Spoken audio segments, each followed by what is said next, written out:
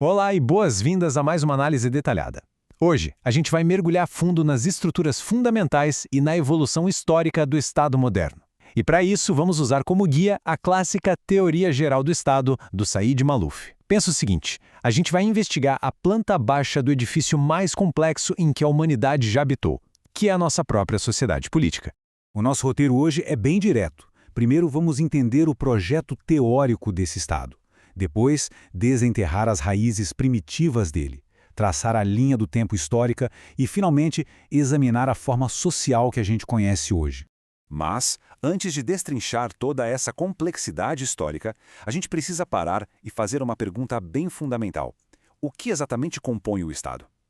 Afinal, não estamos falando só de prédios governamentais gigantes ou pilhas de leis escritas em papel, certo? O que realmente dá vida a essa entidade? Bom, seção 1, a teoria tridimensional. O ponto de partida absolutamente crucial aqui é a teoria tridimensional do jurista Miguel Reale. E olha, essa teoria vai muito além daquelas visões unidimensionais, sabe? Para Reale, o Estado não é só um fenômeno sociológico aleatório ou um mero amontoado de regras chatas. Na verdade, ele é uma síntese, uma integração totalmente inseparável de três elementos vitais: o fato, o valor e a norma. Para visualizar isso melhor, imagine o Estado como um prédio em 3 dimensões.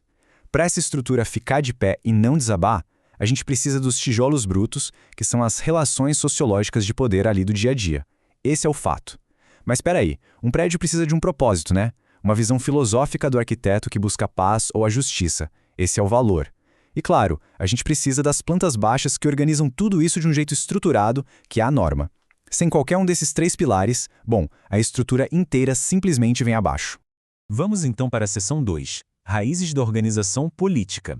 Quando a gente volta no tempo para examinar os primeiros passos evolutivos dessa organização, a doutrina nos mostra contrastes fascinantes. De um lado, a gente tem a teoria da origem familiar, que enxerga o Estado meio que como uma expansão orgânica. Unidades familiares que foram crescendo, virando clãs, tribos, até chegar em cidades. Por outro lado, tem a teoria da força, que joga a real dizendo que os primeiros degraus da política nasceram puramente da dominação violenta. Basicamente, os mais fortes subjugando os mais fracos.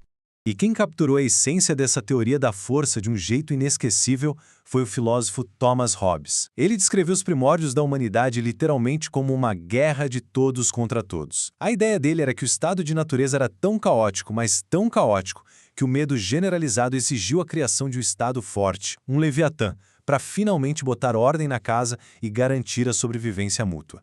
Além dessas, tem uma outra perspectiva super pragmática nessa evolução, que é a teoria patrimonial. Ela sugere que, na verdade, o poder político inicial se organizou essencialmente para proteger a terra e a riqueza econômica. Faz muito sentido quando a gente pensa que a necessidade de defender territórios e recursos quase sempre funcionou como grande gatilho para a criação de regras em sociedade. Avançando agora para a seção 3, evolução histórica. Dando uma olhada nessa linha do tempo, a gente consegue entender a evolução histórica do Estado como uma série de gigantescas atualizações de um sistema operacional, começando lá na Antiguidade Profunda e avançando pelos séculos. Cada fase que a gente vai ver foi um update necessário para lidar com fatos sociológicos cada vez mais complexos e valores culturais que estavam sempre mudando. O primeiríssimo sistema operacional da humanidade foi o Estado Antigo, de natureza teocrática. A gente vê muito isso na Mesopotâmia, no Egito Antigo e em Israel. Nesses impérios, o direito divino e o governo político eram literalmente a mesma coisa. O governante não era só um rei, ele era a voz ou, muitas vezes, o próprio reflexo da divindade. Aí veio o que a gente pode chamar de a grande atualização da polis grega. E foi uma ruptura brilhante. Pela primeira vez na história, a esfera religiosa começou a ser separada da política. Isso criou um espaço totalmente inédito para a participação cívica, sabe?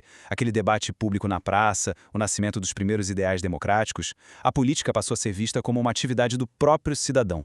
Logo em seguida, a Civitas Romana trouxe uma estrutura absurda de tão inovadora. Os romanos estabeleceram aquele poder formidável do império. Eles construíram uma máquina administrativa e um sistema legal tão centralizado e eficiente que, sem brincadeira, influenciou quase todas as normas jurídicas ocidentais até os dias de hoje. Foi um marco absoluto. Mas como a gente sabe, Roma caiu. E a era medieval trouxe uma mudança radical de cenário: a fragmentação. O sistema feudal passou a operar de forma totalmente descentralizada, com os senhores locais ditando as regras em seus feudos. Só que a força unificadora, aquela que manteve uma certa coesão moral e espiritual no meio de toda essa dispersão, foi a forte presença e a autoridade da Igreja Romana. E assim chegamos à seção 4, o Estado moderno e social. Cansada de lidar com o poder absoluto dos reis, a sociedade finalmente exigiu uma reformulação completa. Foi aí que surgiu o Estado liberal, um marco verdadeiramente revolucionário da modernidade. As características dessa época são basicamente o feijão com arroz do nosso cotidiano cívico atual, sabe? Constituições escritas para limitar o poder, a divisão de poderes para evitar abusos, a garantia dos direitos humanos fundamentais e, claro, a consolidação do Estado de Direito. Isso ilustra perfeitamente o consenso moderno que ficou imortalizado nessa citação fantástica do jurista francês Léon Duguay. Ele dizia que o Estado é a força a serviço do direito. Ou seja, o Estado deixou de ser um instrumento de opressão arbitrária do rei. Ele se transformou numa força organizada, mas que agora opera estritamente debaixo das regras do jogo, dominada pela norma.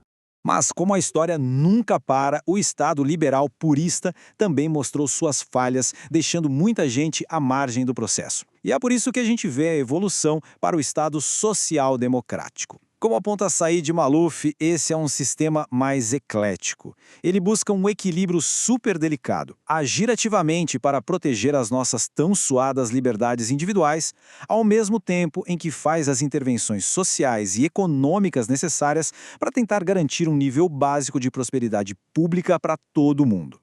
Toda essa incrível jornada histórica nos deixa com uma reflexão bem profunda. Voltando lá na Fundação Tridimensional do Miguel Reale, à medida que a gente encara novas complexidades globais, avanços tecnológicos bizarros de tão rápidos e novas dinâmicas sociais, nossos fatos, valores e normas estão sob uma pressão gigantesca. Então, a grande pergunta que fica é: como essa planta baixa do Estado vai ser forçada a se adaptar na próxima grande evolução? A história política é, sem dúvida nenhuma, um projeto que ainda está muito em construção.